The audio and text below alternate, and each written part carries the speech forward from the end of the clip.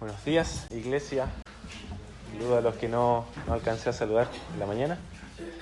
Siento bendecido de estar entre ustedes, de verles. Siempre es motivo de gratitud, verles crecer, ver lo que el Señor está haciendo entre ustedes y por medio de ustedes. Y cuanto más compartir también de la palabra del Señor con ustedes. Me siento indigno de estar acá adelante. Soy simplemente un vocero del Señor. No es mi sabiduría, no son mis palabras, ¿sí? Es la palabra del Señor. Nosotros queremos leer, queremos aprender lo que Él nos quiere enseñar por medio de ella. Lo hacemos porque creemos en el poder de su palabra. ¿Amén? ¿Sí? Creemos en el poder de su palabra, por eso la anunciamos, por eso la estudiamos, por eso la predicamos, por eso la creemos, por eso la obedecemos. Pero no es simplemente para entender, para conocer más. Estudiamos la Biblia para algo mucho mayor, que nace de alguna forma del mandato final de Jesús a sus discípulos en la Gran Comisión. Hacer discípulos enseñándoles a que guarden todas las cosas que yo os he enseñado, dice Jesús. De manera que la predicación de la palabra, la enseñanza de manera pública, de manera privada, informal, formal, como usted quiera presentarla, sirva a ese propósito, ¿sí? De formar discípulos a la imagen de Jesús. O sea, hacer que las personas conozcan a Jesús, aprendan de Él y entonces se parezcan a Él y sean fieles seguidores. Entonces entiendo que acá, cada uno de los que está acá esta mañana, al igual que yo, queremos, si es que somos discípulos de Jesús, aprender de Jesús para entonces poder vivir como Él vivió, ¿sí? Quiero corregir si es que usted viene con otra motivación a aprender de la palabra, ¿sí? La motivación correcta es esta. Quiero aprender de la palabra para que obre en mi vida y entonces poder parecerme más a Jesús. Reconocer aquellos pecados que me estorban vivir como Jesús y apartarme, arrepentirme de ellos. Reconocer aquellas buenas obras que sí me llevan a vivir más como Jesús y entonces cultivarlas en mi vida. Y por eso enseñamos la Biblia, por eso la aprendemos, por eso la leemos. Queremos hacer algo con lo que vamos a escuchar hoy, como también oraba Germán. Queremos ser diligentes en aquello que el Señor nos va a enseñar. Es su palabra, y si es su palabra, entonces merece ser obedecida, merece ser creída, ¿sí? ¿Amén? Le invito a que vaya, si es que ya no lo ha hecho, a Marcos capítulo 1, versículos 16 al 20. Un relato conocido por muchos, quizás no por posiblemente todos. Acá lo hemos leído en alguna ocasión, lo hemos estudiado, hemos escuchado alguna predicación, posiblemente, pero que su enseñanza sigue siendo relevante cada día de nuestras vidas. Y vamos a ver por qué esto es así. Nosotros en Chile, donde estoy sirviendo junto a mi esposa Stephanie, que me acompaña después de mucho tiempo, y junto también a César Pedraza y su esposa Katy, quienes les visitamos en mayo, si no me equivoco, estuvimos acá. Tenemos esta costumbre siempre, al exponer las escrituras, de decirle a las personas lo que vamos a hacer, y lo quiero también hacer acá, porque me gusta que se entienda qué es lo que hacemos y por qué lo hacemos. Entonces, en esta mañana, al explicar la escritura, voy a hacer tres cosas. Voy a leer la escritura, voy a leer el pasaje que acabo de anunciar, luego lo voy a explicar, o sea, vamos a ver qué significan las palabras y los versículos que acabamos de leer, y luego lo vamos a aplicar, es decir, cómo esa enseñanza, ese principio, esa verdad que sale desde el texto tiene relevancia para nosotros hoy. En otras palabras, cómo como discípulos de Jesús el día de hoy nos vamos a parecer más a Jesús o vamos a ser mejores discípulos a la luz de la enseñanza de este pasaje. Entonces voy a leer el texto, lo voy a explicar y luego lo vamos a aplicar. Así vamos a ver cómo nosotros como discípulos respondemos en obediencia con nuestra vida a estas verdades. ¿Ok? Voy a pedir que se ponga en pie. Vamos a leer juntos.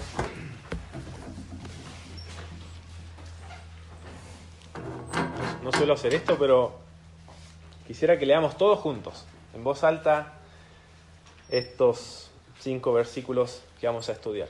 Así que, a la cuenta de 3, vamos a comenzar leyendo el versículo 16 de Marcos capítulo 1. Es decir, 1, 2, 3. Andando junto al mar de Galilea, Dio a Simón y a Andrés, su hermano, que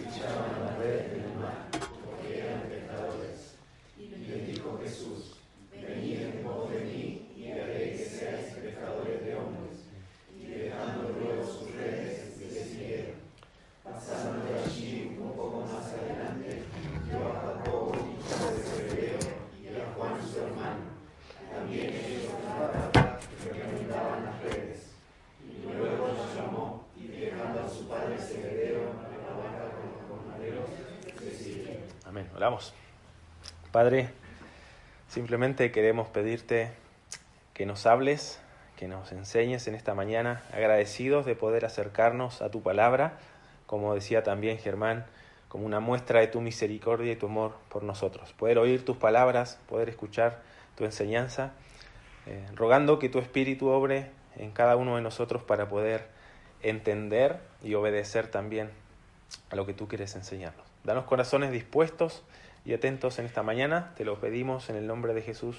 Amén. Puede sentarse.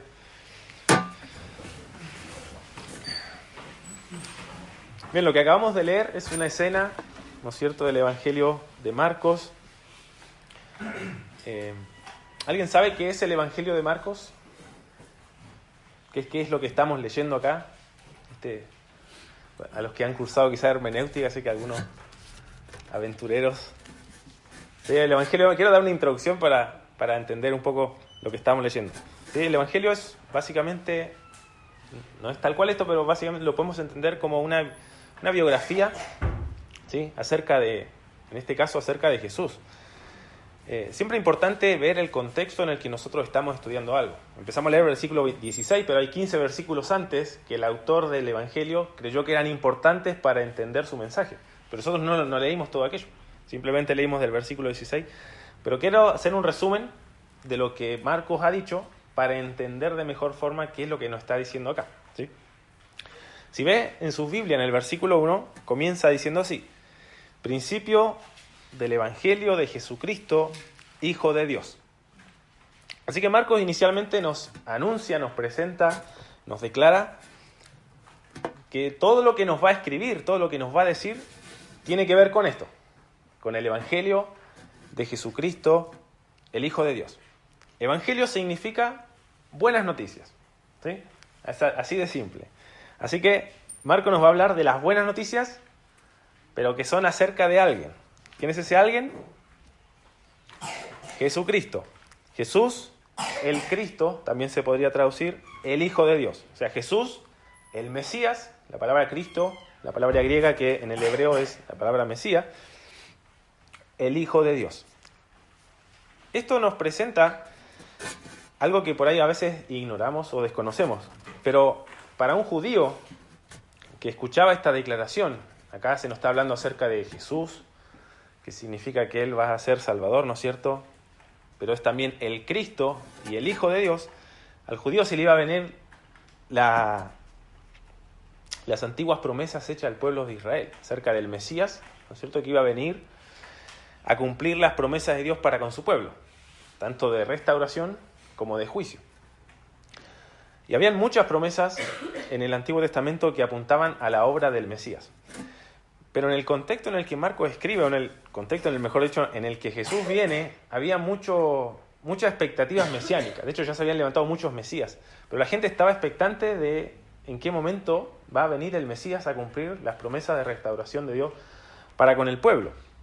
Entonces, cuando viene Marcos, en este caso, a presentar las buenas noticias de Jesús, el Mesías, el Hijo de Dios, responde a esto. O sea, ¿por qué al final el mensaje de Jesús, las noticias acerca de la vida de Jesús, de qué es lo que hizo, su obra, son buenas noticias? Porque la gente estaba esperando por esas noticias. O sea, responde a una expectación acerca de algo que Dios había prometido y que de repente dice, está acá. O sea, es buena noticia. Es como cuando a alguno le dicen, no sé, esto es algo muy, muy vulgar, muy cotidiano, pero cuando alguien hace una compra, a veces por internet, algo que a uno le gusta, no sé, hace mucho no compro algo por internet, pero algo que uno, no sé, un regalo, lo compra y no es cierto, tarda en llegar, y de repente te avisa, llegó el envío, uno como que se alegra, no sé, llegó, lo voy a ir a buscar, lo voy a abrir, lo voy a usar, no sé. Algo así, pero en mucho mayor grado es lo que está pasando acá. Hay un pueblo entero esperando por los cumplimientos de Dios, de sus promesas para con su pueblo, y de repente está acá. O sea, hay una buena noticia. Las promesas se han cumplido. Esto estaba profetizado, esto estaba anunciado, por eso la gente lo esperaba, y por eso el versículo 2 dice, como está escrito. O sea, ¿por qué es una buena noticia? Porque estaba prometido. Está escrito en Isaías el profeta. Ahora Marcos va a citar no solo a Isaías, sino también a Malaquías. Y hay dos profecías acá, que las quiero explicar para entender lo que sigue. Dice, he aquí yo envío a mi mensajero delante de tu faz, el cual preparará tu camino delante de ti. Eso es Malaquías, capítulo 3, versículo 1. Luego cita a Isaías 40. Voz del que clama en el desierto, preparad el camino del Señor, enderezad sus sendas. La profecía en su contexto, no sé si después se pueden tomar el tiempo de verificar esto, pero ahora no lo vamos a ver en detalle. Pero la profecía dice lo siguiente, he aquí yo envío mi mensajero delante de mí, el cual preparará el camino delante de mí. O sea, en la profecía de Malaquías es Dios el que está anunciando que iba a venir. Voy a enviar mi mensajero a que prepare mi camino. Es Jehová anunciándole al pueblo, voy a ir. Uno sigue leyendo la profecía y tenemos ahí cosas que va a hacer Dios en su llegada, como de juicio. Pero Marcos se centra en esta primera parte. Y luego en Isaías dice, voz de que clama en el desierto, preparad el camino del Señor. Así que la llegada de Jesús, a la luz de estos versículos, anuncian de que es el cumplimiento de las promesas de que Dios iba a venir. Jehová iba a venir a su templo y iba a enviar un mensajero para que prepare ese camino. El Señor, Jehová, va a venir, y esto lo iba a estar anunciado también por esta voz que clama en el desierto, que entendemos que es Juan el Bautista. De hecho, el versículo 4 dice, bautizaba Juan en el desierto y predicaba. Ahí tenemos la voz que clama en el desierto. Y anuncia Juan entonces la venida de Jesús. Viene uno tras de mí, que es mayor que yo, más poderoso que yo, de quien yo no soy digno de desatar encorvado la correa de su calzado. En verdad yo los he bautizado con agua, dice, pero él los bautizará con Espíritu Santo. También estaba en las promesas del Antiguo Testamento, que Dios iba a derramar su Espíritu sobre el pueblo para que entonces le puedan obedecer de manera genuina. Así que la llegada de Jesús representa una buena noticia. La promesa decía, va a venir Jehová, pero Juan dice, viene Jesús, está diciendo Marcos. O sea, Jesús, Marcos de manera muy sencilla, muy clara, muy breve y profunda, nos dice, Jehová, que prometió venir, vino en la persona de Jesús. Ok, entonces llega Jesús, ¿no es cierto? Su llegada es una buena noticia porque implica el cumplimiento de las promesas de Dios para con su pueblo. ¿Promesas de qué? De perdón de pecados. Dios iba a restaurar a su pueblo, le iba a perdonar sus pecados. De ahí que Juan predicaba el arrepentimiento para perdón de pecados. ¿Por qué? Porque el Mesías iba a hacer eso, iba a venir a traer el perdón de pecados. Pero requería algo, requería arrepentimiento. Entonces las personas que hacían, venían, creían al mensaje, sí, viene Jehová efectivamente a darnos perdón, necesitamos arrepentirnos, necesitamos estar a cuenta con Dios porque somos pecadores y si no Dios nos va a juzgar. Entonces las personas venían, confesaban sus pecados y lo hacían a viva voz de manera pública, se bautizaban como señal de arrepentimiento por Juan. Tenemos ahí la respuesta entonces al anuncio. Luego Jesús llega, ¿no es cierto? Viene a Juan el Bautista, es bautizado por Juan. Tenemos ahí la voz desde el cielo que declara, este es mi hijo amado, en quien tengo complacencia. Tenemos la tentación de Jesús. Y luego comienza el ministerio en el versículo 14 de manera muy breve. Marcos no habla de genealogías, de nacimientos, va directamente a lo que Jesús hizo. Así, estaba prometido, llegó, acá está. Versículo 14, Juan el Bautista fue encarcelado, entonces viene Jesús a Galilea predicando otra vez la buena noticia del reino de Dios, diciendo, el tiempo se ha cumplido, el reino de Dios se ha acercado, arrepentíos, otra vez lo mismo que Juan, y creed en el Evangelio. Así que la llegada de Jesús es una buena noticia porque cumple las promesas, viene a cumplir las promesas que estaban prometidas para el pueblo de dar perdón de los pecados, pero algo más, viene a traer, a instaurar, a inaugurar el reino de Dios en la tierra que también estaba prometido. Ahora, más adelante Jesús va a explicar de qué se trata esto, porque también había expectativa de que el Mesías iba a venir, iba a instaurar el reino, iba a restaurar a Israel como nación, iba a someter, ¿no es cierto?, a castigar a los enemigos, que en el contexto todos esperaban que hiciera eso con Roma, los liberara política y militarmente y estableciera un reino de justicia y perfección en la tierra. Pero Jesús va a corregir eso más adelante, pero no niega esto. El reino está acá. ¿Por qué? Porque el rey llegó. El rey es Jesús. Por eso se llama Jesús el Mesías. O sea, la asignación de Mesías alude a eso. A un rey prometido, hijo de David, que iba a venir, iba a instalar un reino eterno. Su trono no tendría fin. Así que hay una buena noticia. El Mesías está acá, el reino de Dios ha llegado, pero hay una mala noticia, por así decirlo. Ustedes no están listos para este reino a no ser que se arrepientan y crean en el Evangelio. Entonces, ese es un poco brevemente el contexto del pasaje que vamos a leer hoy. Tenemos a Jesús, la llegada de Jesús a la tierra como señal de una buena noticia, porque Dios estaba dando cumplimiento a sus promesas, ya iba a poder dispensar perdón y restauración a su pueblo, siempre y cuando se arrepientan de sus pecados. Pero es el rey el que viene, no es un mensajero, no es simplemente una persona que Dios mandó, es el rey mismo. Como leíamos, del polvo de la tierra vino a respirar, se hizo hombre y viene a anunciar la llegada del reino. Arrepiéntanse, porque el reino de Dios está acá. O sea, la buena noticia es esa, el reino de Dios se ha acercado, el tiempo se cumplió, el reino de Dios está acá, arrepiéntanse y crean en el Evangelio. Es en este contexto entonces donde Jesús simboliza una buena noticia para el pueblo, que tenemos los versículos 16 en adelante. Tenemos al rey que trajo el reino, viene a dar perdón de pecados, siempre y cuando las personas se arrepientan y crean en él. Y nos dice lo siguiente, versículo 16. Andando junto al mar de Galilea. ¿Sí? El mar de Galilea no era un mar literalmente, era un lago, básicamente, que quedaba hacia el norte de lo que era la capital del pueblo, al norte de Jerusalén. Era una ciudad, un sector que se caracterizaba mucho por la pesca. O sea, el mar representaba al final una fuente económica, de recursos, de empleo, pero todo relacionado a la pesca. Era un lugar también muy, por temas geográficos y de rutas, era algo muy comercial.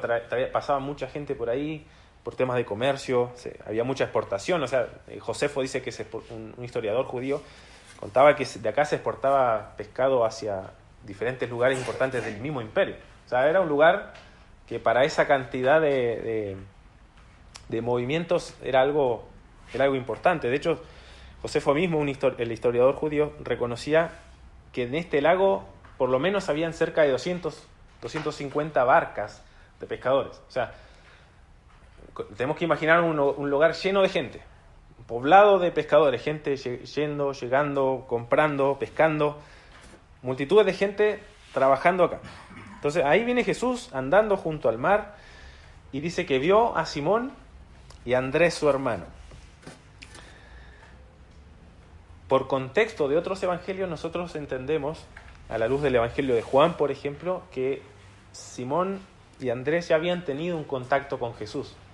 De hecho, Andrés se nos dice que era discípulo de Juan el Bautista. O sea, Juan el Bautista le dijo, aquí está el Cordero de Dios que quita el pecado del mundo. Fueron a ver, pasaron la noche con él. Él trae a su hermano, hemos encontrado de quien los profetas hablaron, ¿no es cierto? Llegan, habían tenido ya un encuentro, sabían quién era Jesús. Da la sensación de que Jesús no era un desconocido. Juan les había predicado, Juan lo anunciaba. Viene tras de mí alguien que es mayor, va a hacer esto, síganlo a él. Yo necesito menguar, él tiene que crecer. Entonces, tenemos a un Simón, tenemos a un Andrés, que eran hermanos, y que habían tenido contacto con Jesús, pero ahora estaban echando la red en el mar porque eran pescadores. Si eran pescadores, como explica el texto, parece medio obvio, parece redundante que nos explique que están haciendo esto, pero tiene un propósito. O sea, la descripción, acá quizás voy a dar un término un poco técnico, pero la palabra eran en el texto griego da la sensación transmite la siguiente idea. Ellos estaban siendo pescadores. O sea, la identidad de estas personas se caracterizaba por ser pescadores. O sea, no era algo que hacían una vez a la semana, por deporte, por hobby. No, ellos se dedicaban a la pesca. Eran pescadores y por eso echaban las redes. O sea, era lógico. Su actividad estaba condicionada por su identidad. O sea, su identidad como pescadores regulaba lo que ellos estaban haciendo. Estaban echando las redes. No estaban haciendo otra cosa porque no eran otra cosa. Eran pescadores que estaban básicamente trabajando. Así que Jesús los ve, a Simón, lo ve a Andrés, su hermano, estaban echando la red en el mar. Y se nos dice por qué, porque estaban siendo pescadores. Versículo 17, y entonces Jesús les dijo, venid en pos de mí y haré que seáis pescadores de hombres. Así que tenemos el llamado, la convocación, la invitación de Jesús a estos hombres a seguir a Jesús. En el contexto cultural, esta idea de seguir a alguien tenía el significado de seguir como discípulo. O sea, cuando... culturalmente no se daba que los maestros invitaran a los discípulos a seguirles. Siempre las personas elegían de qué maestro aprender, por así decirlo.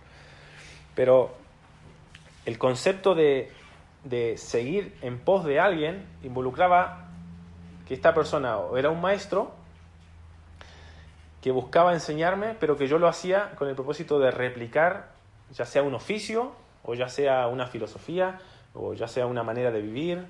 Pero estaba involucrado todo esto. Su maestro que me va a enseñar, yo lo voy a seguir hacia donde él va, voy a aprender de él, pero con el propósito de parecerme a él. Y esto se daba no solamente en ámbitos religiosos, porque más adelante se nos dice que Juan el Bautista tenía discípulos, los fariseos tenían discípulos que buscaban aprender de ellos, pero también en el contexto de los oficios. O sea, las personas aprendían oficios de esta forma. Se acercaban como a un maestro, a un trabajador, y aprendían el oficio. Pero cuando la invitación de por sí de Jesús tiene este propósito: vengan en pos de mí, síganme como mis discípulos, o sea, estén conmigo, aprendan conmigo, y yo voy a hacer algo. Si acá me gusta mucho este versículo, porque está la invitación de Jesús, está el mandato, por así decirlo, vengan tras de mí, pero Jesús les da una promesa. Le dice, y yo haré que seáis pescadores de hombres. Vengan atrás de mí, estén conmigo, aprendan conmigo, vivan como yo. Todo eso está involucrado en el concepto de discipulado. O sea, estar con el maestro, aprender del maestro y vivir como el maestro. Todo eso está englobado en la frase, venid en pos de mí. ¿Sí? ¿Se entiende? Venid en pos de mí, sinónimo de discipulado, y todo eso involucra estar con el maestro, aprender del maestro, para vivir como el maestro. Y yo, si ustedes hacen esto, yo les aseguro que voy a hacer esto otro. ¿Sí? El verbo que Marcos, o que Jesús, mejor dicho, usa en términos de hacer, haré, yo haré, que ustedes sean, lleva la idea de algo que se hace como con las manos, o sea, un trabajo. La palabra griega siempre, que se usa acá, es una palabra que se usa siempre en contextos de trabajo, de obras que se hacen como con las manos. O sea, algo que involucra un proceso de construcción, por así decirlo, casi como no un artesano, pero sí algo que requiere un trabajo, un proceso, esfuerzo. No es simplemente algo puntual, sino algo que involucra más allá de una simple acción. Es un trabajo, estar trabajando con... Quizás el mejor ejemplo es un alfarero o alguien que talla la madera, que quiere lograr algo, pero para lograr eso tiene que trabajarlo. Quizás los que trabajan con piedra o en construcción pueden entender un poco, pero es un trabajo constante que luego va a dar un resultado. Entonces Jesús dice, estén conmigo, aprendan de mí, vivan como yo, y yo voy a trabajar de tal manera en ustedes que ustedes van a llegar a ser pescadores de hombres. Ahora, no me gusta dar muchos datos técnicos, pero en el texto griego, la palabra haré, el verbo haré, describe una acción futura, pero describe una acción que es real. O sea, Jesús no está diciendo, si ustedes vienen, quizás los voy a ser pescadores de hombres. No, probablemente, si es que es... No. Ustedes vienen y yo les aseguro, o sea, Jesús está declarando un hecho que va a ocurrir en el futuro si ellos hacen eso, pero que es algo real. O sea, ustedes no tienen que dudar de esto. Ustedes vienen tras de mí y yo voy a hacer que ustedes lleguen a ser pescadores de hombres. Voy a trabajar en ustedes para que ustedes se conviertan. La idea de ser, para que seáis pescadores, es la idea de llegar a ser. Es un verbo que involucra un proceso, ¿sí? Algo que casi como una transición hacia un estado distinto, por así decirlo. Yo voy a hacer que ustedes se conviertan en pescadores de hombres. Lleguen a ser pescadores de hombres. Ellos pescaban peces, que Jesús ahora los va a usar para pescar hombres. ¿Hombres para qué? Para el reino. El reino necesita personas sobre las cuales reinar. Tenemos al rey, tenemos el anuncio, necesita al pueblo ahora. Entonces Jesús está como reclutando ciudadanos para su reino que a su vez van a reclutar a otros. De hecho, la gran comisión es eso, ir y hacer discípulos, más ciudadanos para el reino. Así que si estos pescadores se disponen a obedecer y a seguir a Jesús, va a pasar algo con ellos. Van a llegar a ser convertidos en pescadores de hombres. O sea, lo natural en un discípulo de Jesús es que al estar con Jesús, aprender de Jesús, vivir como Jesús, va a atraer a otros a Jesús. Y es una obra que hace Dios y es una obra que hace el pescador. Yo voy a hacer, pero que ustedes sean pescadores. Están las dos cosas. ¿Qué les pide? Síganme a mí. Aprendan de mí, vivan como yo vivo y les aseguro que van a atraer a otros hacia mí. Van a pescar más hombres. Así que en el llamado de Jesús tenemos esta promesa.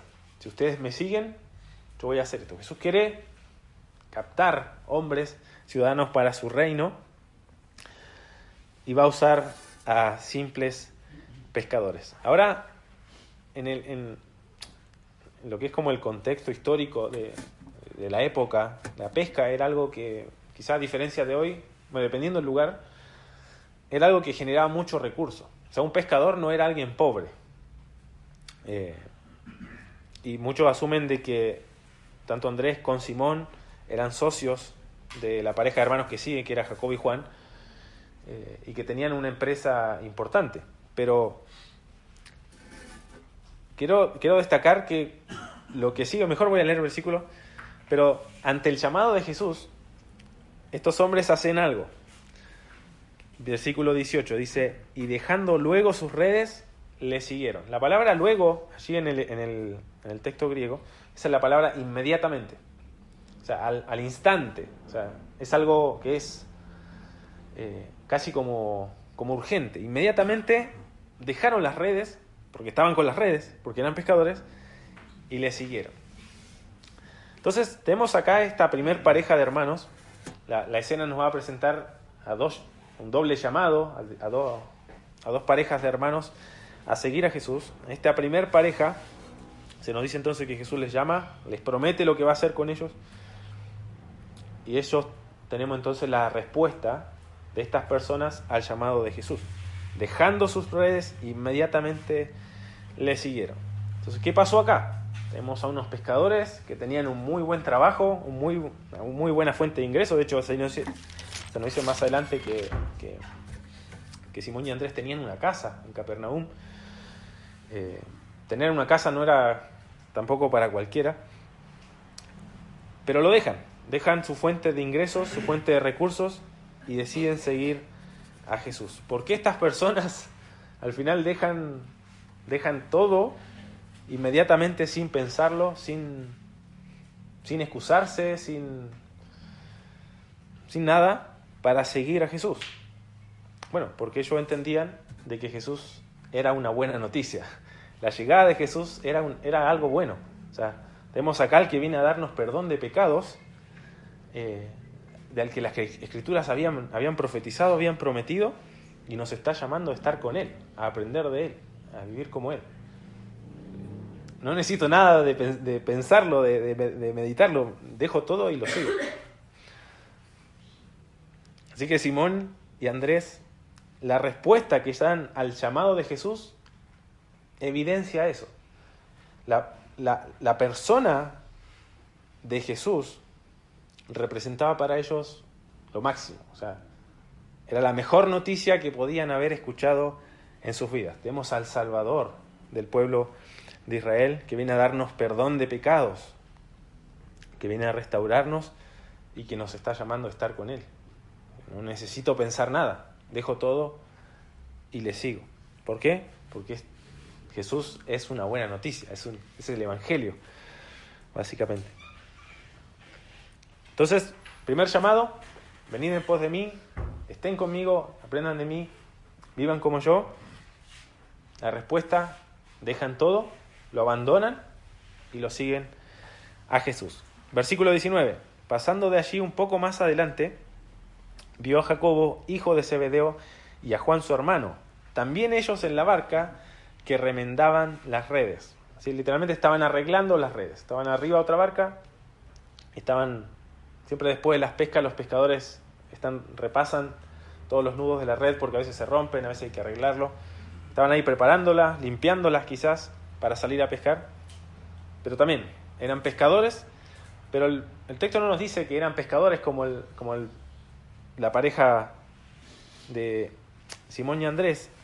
Acá nos dicen que eran hijos de Zebedeo, que estaban con Juan su hermano, también ellos en la barca que remendaban las redes.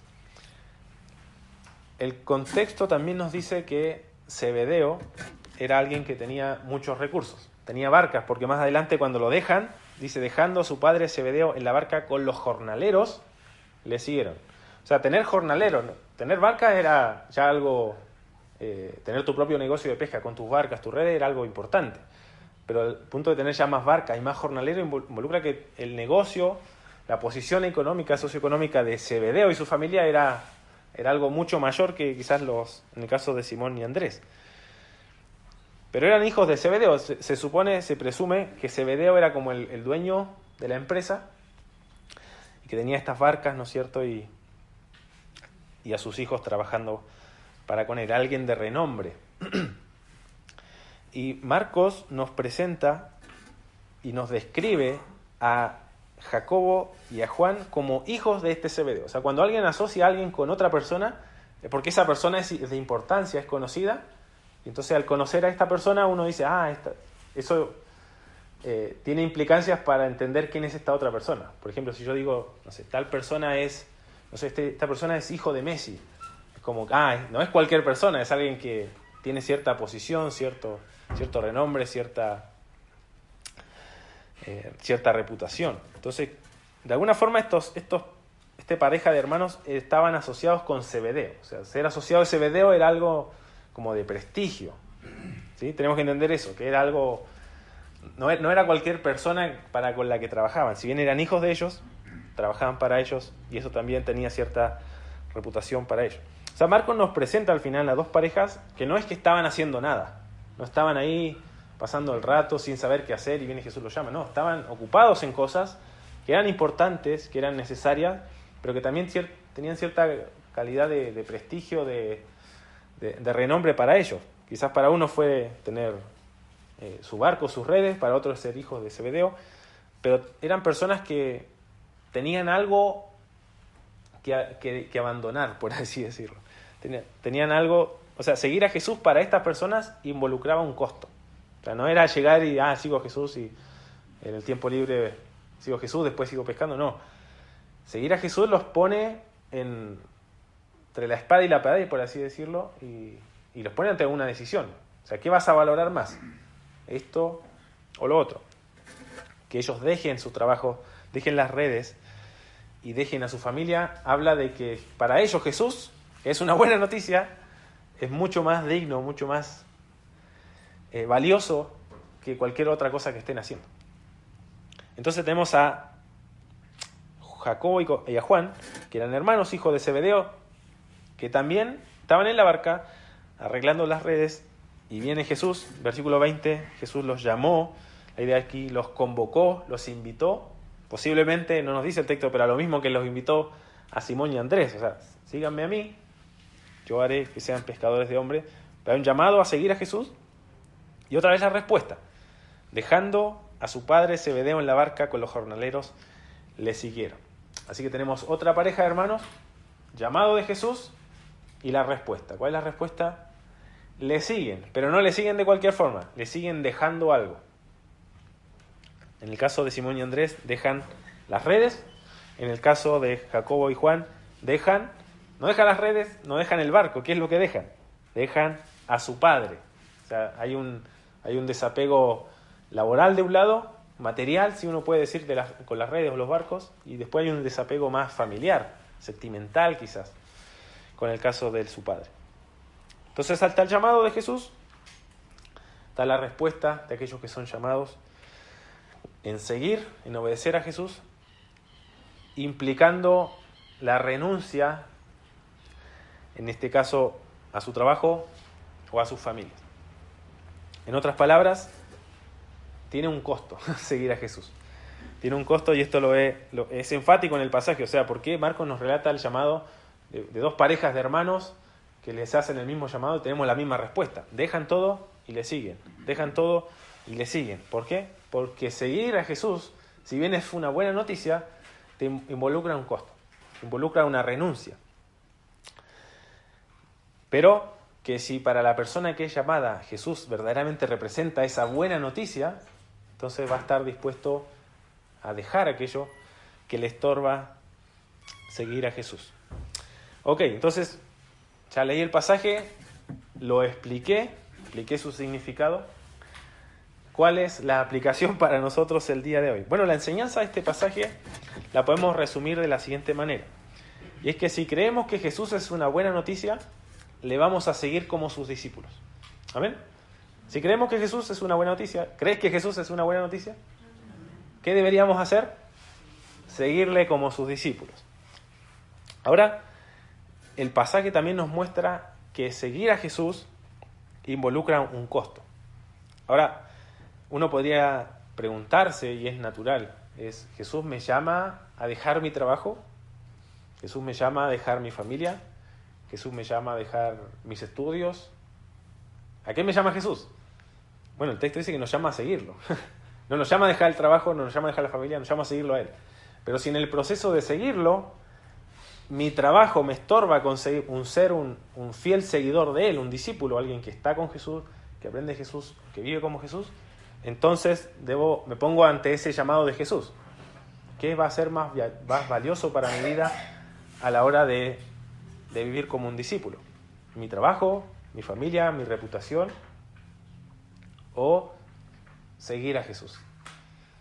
Si Jesús es una buena noticia, como cantábamos, como reconocíamos, como oramos, si es el mayor deleite, como también cantábamos, entonces no debiese haber nada que nos impida seguir a Jesús. Ahora uno dice, bueno, pero Jesús no está, ¿cómo le sigo? Bueno, podemos estar con Jesús por medio de la oración, podemos aprender de Jesús por medio de su palabra, por medio de instancias de instrucción, y podemos al final vivir como Jesús a la hora de obedecer a sus enseñanzas en nuestra vida práctica. O sea, no hay ninguna excusa para nosotros el día de hoy que nos impida ser seguidores de Jesús, porque ya no tenemos sus enseñanzas, tenemos su vida reflejada en los evangelios, por así decirlo, y Dios ha encargado de que el proceso de seguir reclutando hombres para el reino se cumpla, y por algo estamos hoy nosotros acá. O sea, esto comenzó con 12 pescadores, bueno, no eran todos pescadores, pero con un grupo de pescadores en Galilea hace 2000 años que tenían la responsabilidad de hacer que otros lleguen a ser discípulos de Jesús, ¿no es cierto?, yendo, bautizándoles y enseñándoles a que guarden todas las cosas que Él había mandado. Y ahora tenemos otro grupo de discípulos, 2000 años después, al otro lado del mundo, que están buscando ¿qué? Aprender de Jesús.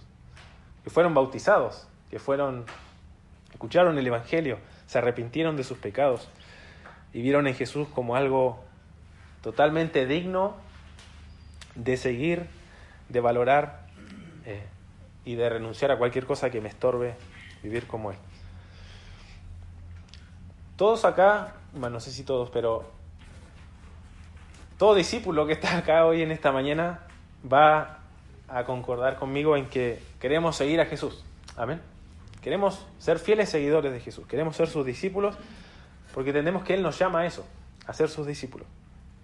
Ahora el pasaje nos enseña esto, que nuestra respuesta al llamado de Jesús se fundamenta en esto. ¿Quién es Jesús para mí? ¿Es Jesús una buena noticia que vino a solucionar mi mayor problema que tenía para con Dios, que era el perdón de mis pecados? ¿Es Jesús eso? ¿O es Jesús simplemente un accesorio que yo pongo en mi vida de, bueno, voy un rato el domingo, aprendo cómo ser una buena persona, me tratan bien, son todos simpáticos, me dan mate, no sé, y después el resto de mi vida me olvido de quién soy, de quién es Jesús, de lo que tengo que hacer, cómo tengo que vivir, no vivo como un discípulo? Tengo que preguntarme eso, porque a veces venimos por motivaciones a las que Jesús no quiere dar solución. O sea, que Jesús quiere perdonarte tus pecados y quiere que los reconozcas como su Señor.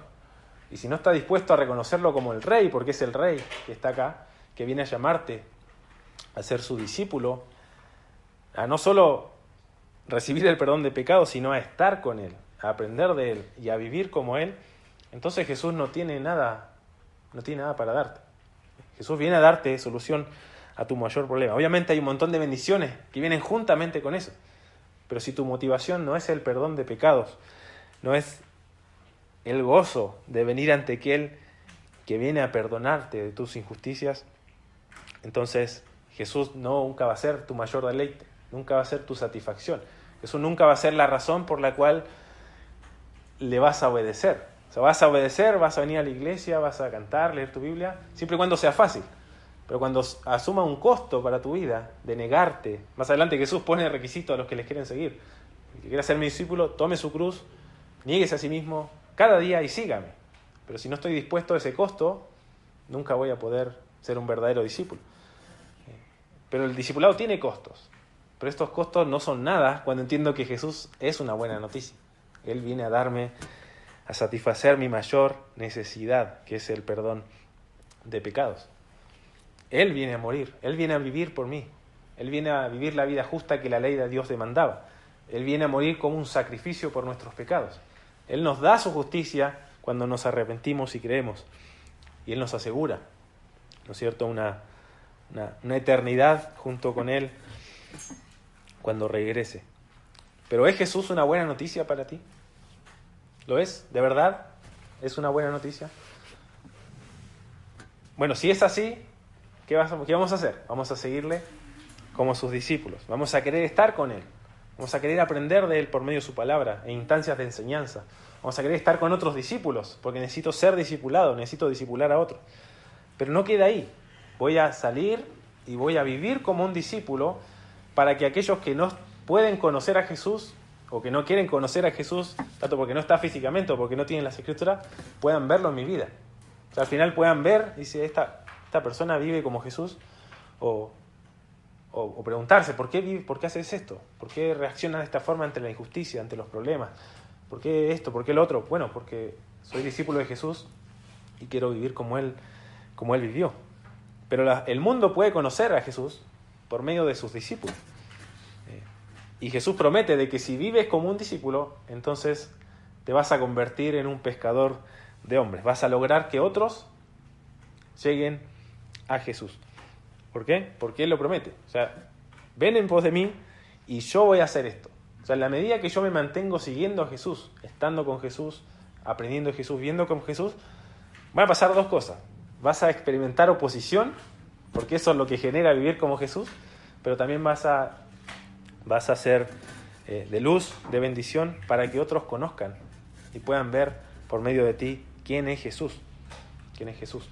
Y entonces conocerlo, presentarles su necesidad de salvación, que puedan creer, que se puedan arrepentir de sus pecados y entonces ser también discípulos, porque eso es lo que queremos hacer discípulos en todas las naciones, enseñándoles a que guarden todas las cosas que Jesús ha mandado.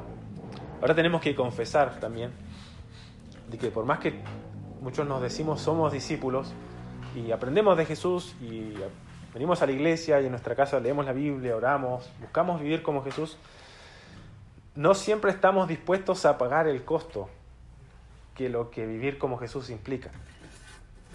pero quiero animarte a que lo hagas. Vivir como Jesús va a demandarte todo. Va a demandarte que mueras. Jesús dice, niégate a ti mismo. ¿Por qué? Porque no podemos vivir nosotros y vivir Jesús a la misma vez.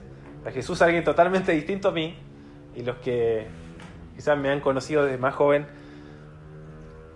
pueden quizás dar testimonio de que no hay nada en mí que se parezca a Jesús. Eduardo necesita morir y necesito cultivar a Jesús. O sea, que mis palabras, mi forma de relacionarme con otros sea lo que Jesús haría. Que mi reacción ante las pruebas, ante la injusticia, sea lo que Jesús haría. Mi relación con el pecado, las injusticias de otros hacia mi vida sea lo mismo. Mi relación con mi esposa, sea cómo Jesús la trataría. Mi relación, si tengo hijos, cómo Jesús trataría. Al final todo se trata de eso. ¿Qué es lo que haría Jesús en esta situación? Esa siempre es la pregunta para hacerlo. Pero el costo, y es muy interesante esto, porque más adelante en Marcos capítulo 10, Pedro le dice a Jesús, en el contexto de lo difícil que es que las personas entren al reino de los cielos, los ricos, Pedro dice, pero nosotros hemos dejado todo y te hemos seguido. Y era verdad. Y Jesús les dice, lo quiero leer porque me falla la memoria, pero en Marcos capítulo 10, versículo 29, dice esto. De cierto os digo que no hay ninguno que haya dejado casa, o hermanos, o hermanas, o padre, o madre, o mujer, o hijos, o tierras, por causa de mí y del Evangelio, que no reciba 100 veces más ahora en este tiempo, casas, hermanos, hermanas, madres, hijos y tierras, con persecuciones, y en el siglo venidero la vida eterna. Entonces, en el discipulado, en el seguir a Jesús, vamos a tener que pagar costos. Quizás relaciones, quizás trabajos, quizás estudios, quizás tiempos. Pero Jesús dijo, no hay nadie que deje todo eso que no reciba hasta 100 veces más en esta tierra. Simón y Andrés dejaron su trabajo, pero recibieron un trabajo mayor y mejor y más glorioso: pescar hombres para Jesús, hacer que otras personas lleguen a Jesús. Juan y Jacobo dejaron a su familia, pero recibieron una familia mayor junto a Jesús y sus discípulos. Jesús más adelante va a decir, cuando lo buscaba su madre y sus hermanos, dice Jesús, ¿quién es mi madre y quién es mis hermanos? O sea, ¿quién es mi familia? Y mirando a los que estaban alrededor de él, dijo, he aquí mi madre y mis hermanos, porque todo aquel que hace la voluntad de Dios, ese es mi hermano y mi hermana y mi madre. Entonces no hay nada que nosotros podamos, por más valioso, por más valor, por más gloria que le demos y le asignemos, que no sea no solo digno de dejarlo y de abandonarlo para seguir a Jesús, manifestando ¿qué cosa? Jesús es más valioso que esto. Que Jesús no pueda entonces retribuirnos y recompensarnos, aunque no merecemos la recompensa, Jesús lo hace. Dejas familia, dejas algo valioso, Jesús te lo restituye. Pero es hermoso ver cómo al final estos hombres no quedaron sin trabajo y no quedaron sin familia. Les dieron un trabajo glorioso junto con Jesús y también la familia de discípulos que fueron más tarde. Así que si Jesús verdaderamente es una buena noticia, y espero que lo sea, te animo a que seas un fiel discípulo de Él, que estés con Él. No me digas que Jesús es una buena noticia si no pasas tiempo con Jesús, si no oras. Y no oración por necesidades simplemente de quiero esto, necesito esto. Estar con Jesús, o sea, meditar en quién es Él, sus atributos, su compasión, su misericordia. Contemplarlo como cantábamos. No queremos simplemente contemplar a Dios cuando se nos canta y que se nos dice que hay que contemplar a Dios. No, voy acá es hermoso. Bueno, Junín, San Martín, la noche, la naturaleza es gloriosa si uno se detiene a contemplarlo y decir, todo esto lo hizo el Señor. Y pensar en sus atributos y responder en adoración o en oración. Y no simplemente por pedir algo, sino por querer tener comunión con Jesús. Pero no digamos que Jesús es una buena noticia para nosotros si después en la semana Jesús no es mi mayor deleite, no es lo que atrae mi corazón, mis pensamientos. No digamos que es una buena noticia si no queremos leer su palabra, si no queremos conocer de Él. En ningún lugar vamos a conocer de Jesús que no sea acá o en la iglesia. Pero no digamos que es una buena noticia si no lo mostramos al buscar aprender más de Jesús. O sea, todo discípulo de Jesús debiese tener esta meta. Quiero conocer más a Jesús y aquello que conozco quiero vivirlo con mi vida. Y no digamos que Jesús fue una buena noticia si no queremos obedecerle. Porque esto implica ser discípulo. Estar con Jesús, aprender de Jesús y entonces vivir como Jesús. O sea, manifestar con mi vida lo que Jesús haría. Si Jesús es una buena noticia, voy a hacer todo esto. Pero si no lo hago, entonces examina tu corazón si verdaderamente Jesús es el mayor deleite, es lo de mayor valor, es lo que realmente adoras y es efectivamente esta buena noticia que ha traído perdón de pecados a tu vida. Y tenemos que confesar esto, que aunque somos discípulos y decimos y cantamos y enseñamos que Jesús es una buena noticia, no siempre vivimos a la luz de esa verdad.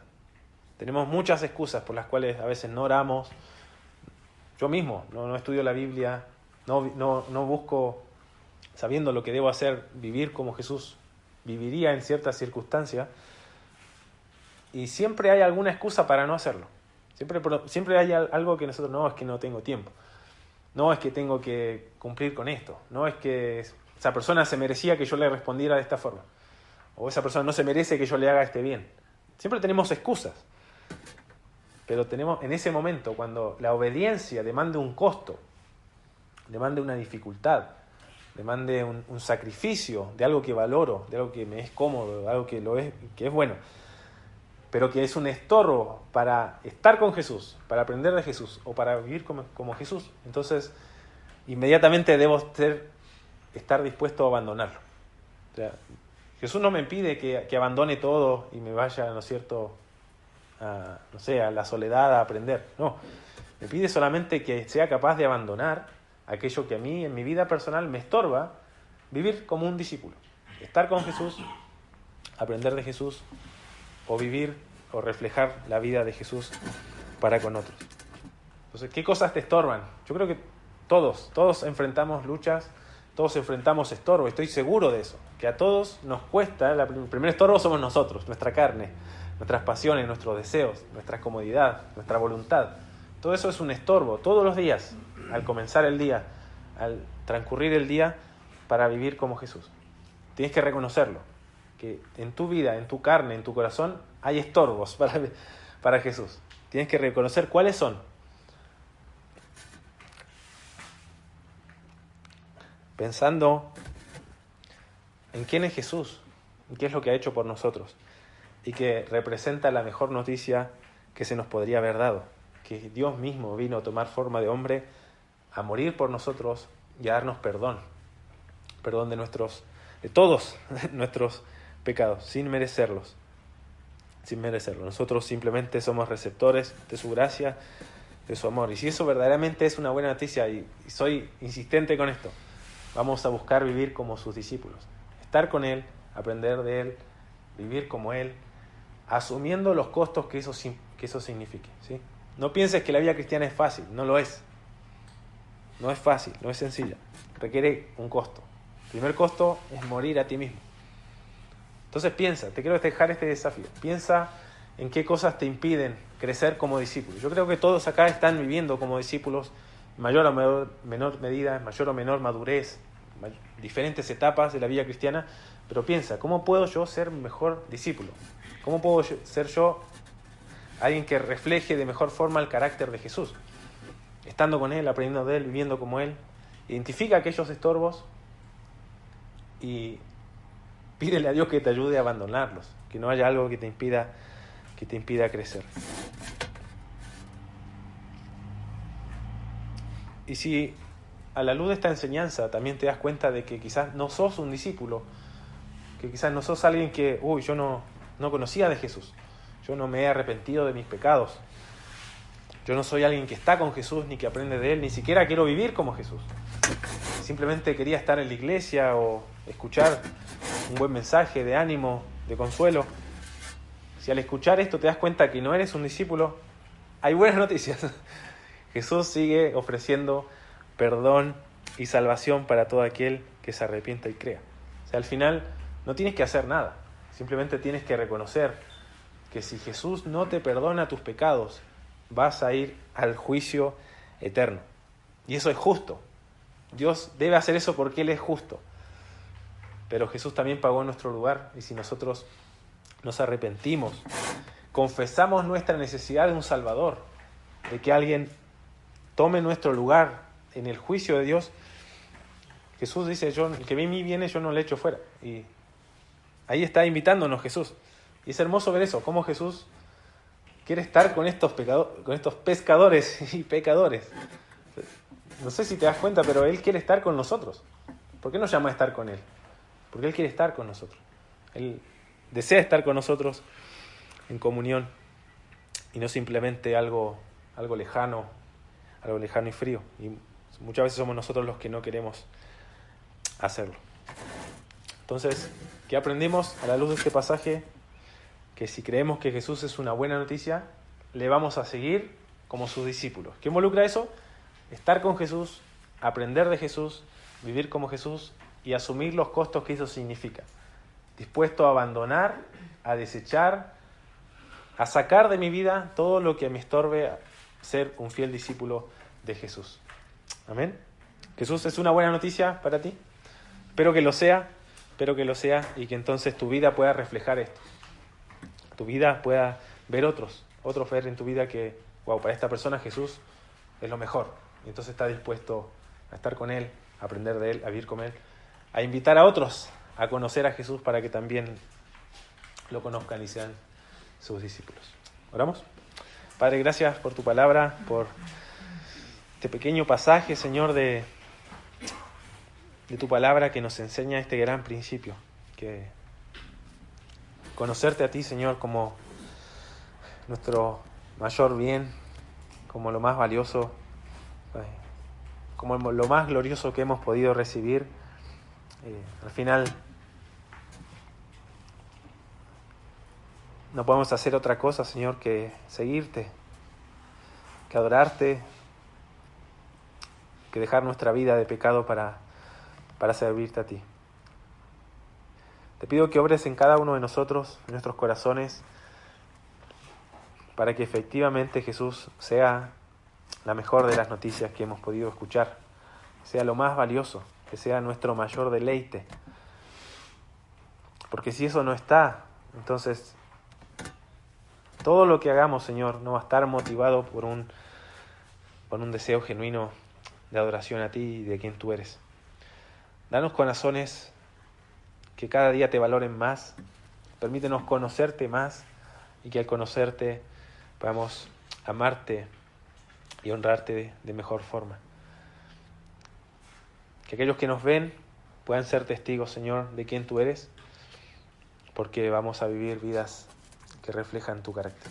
Ayúdanos, Señor, a vivir como discípulos tuyos, dispuestos a dejar y abandonar y a renunciar a cualquier cosa que me impida ser o crecer como un discípulo.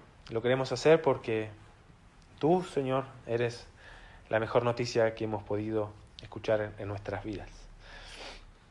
Danos, Señor, la gracia para obedecerte desde hoy mismo por el resto de la semana. Que no nos olvidemos de lo que hemos escuchado, de lo que hemos aprendido, y que podamos reflejarlo, Señor, aún en nuestra imperfección, confiando en que también, como dice tu palabra, el que comenzó la buena obra en nosotros la perfeccionará hasta el día de Jesucristo. Y permítenos, Señor, también participar en el gozo de traer a otras personas a ti para que te conozcan. Gracias por esta instancia de escuchar tu palabra. Danos, Señor, de nuevo la gracia para poder obedecerla. En el nombre de Jesús. Amén.